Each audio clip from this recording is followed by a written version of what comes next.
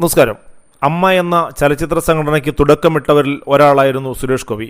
എന്നാൽ 1997 ചില സ്റ്റേജ് ഷോയുമായി ബന്ധപ്പെട്ട തർക്കത്തെ തുടർന്ന് അദ്ദേഹം അമ്മയിൽ നിന്നും വിട്ടുനിൽക്കുകയായിരുന്നു.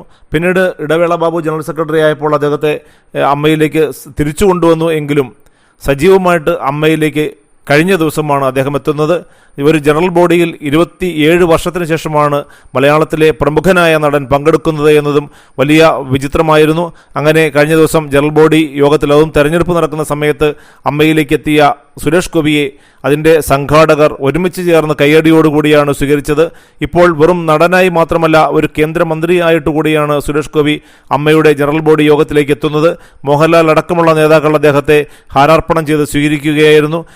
1994 അമ്മയ്ക്ക് രൂപം കൊണ്ടത്. ഒരു പഞ്ചായത്ത് കമ്മ്യൂണിറ്റി ഹാളിൽ രൂപം കൊണ്ട അമ്മയുടെ തുടക്കക്കാരിൽ ഒരാൾ കൂടിയായിരുന്നു സുരേഷ് ഗോപി. അതായത് ആദ്യത്തെ മെമ്പർഷിപ്പ് തുടങ്ങി വെച്ചത് സുരേഷ് ഗോപിയാണ് എന്ന് വേണമെങ്കിൽ പറയാം. പിന്നീട് അത് സജീവമായി മുന്നോട്ട് കൊണ്ടുപോകുന്നതിനിടയിലാണ് 97 അമ്മയിൽ ചില പ്രശ്നങ്ങൾ ഉണ്ടാകുന്നത്, അമ്മയെ സംഘടനയ്ക്കുള്ളിൽ ചില പ്രശ്നങ്ങൾ ഉണ്ടാകുന്നത്.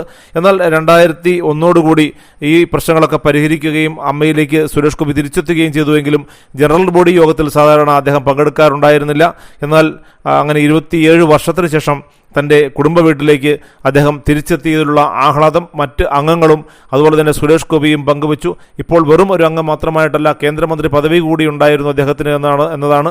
അദ്ദേഹത്തിന് പുതുക്കിയ മെമ്പർഷിപ്പ് കൂടി കൊടുത്താണ് അംഗങ്ങൾ അദ്ദേഹത്തെ സ്വീകരിച്ചത്. കഴിഞ്ഞ ദിവസം നടന്ന ജനറൽ ബോഡി യോഗത്തിലാണ് അമ്മയുടെ പുതിയ സെക്രട്ടറിയായി നടൻ സിദ്ദിഖിനെ തിരഞ്ഞെടുത്തത്.